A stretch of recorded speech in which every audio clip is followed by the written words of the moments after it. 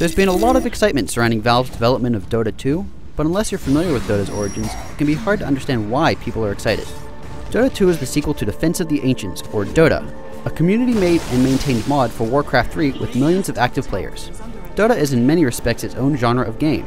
Two teams of 5 players face off against each other on a large and complex map.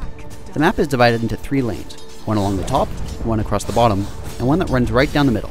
Each of these lanes has a series of protective turrets that deal high damage to enemy players silly enough to wander into their range, with turret loyalties split down the center of the map, making them useful shelter for allies. This is where things start to get a little more complicated. At regular intervals, waves of monsters called creeps spawn at each base and travel down the lanes, where the 2 opposing waves meet in the middle. Players who get a killing blow, or last hit on an enemy creep, are rewarded with golden experience. Players can also last hit their own creeps to deny some golden experience from their opponents. Thus, the early phase of a game of Dota is a tug of war, where each team tries to outfarm the other.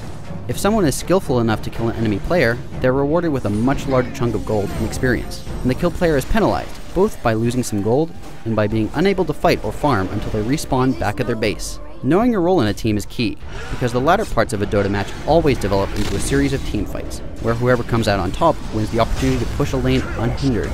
Eventually, one team will push into another's base, where destroying key structures makes the pushing team's creeps stronger.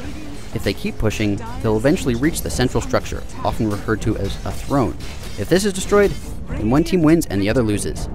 Dota 2 isn't changing this formula much, if at all. Most of the improvements will take the form of training and tutorials to help new players learn the ropes. You'll be able to play it for yourself later this year. For a whole lot more on Dota 2, head to IGN.com.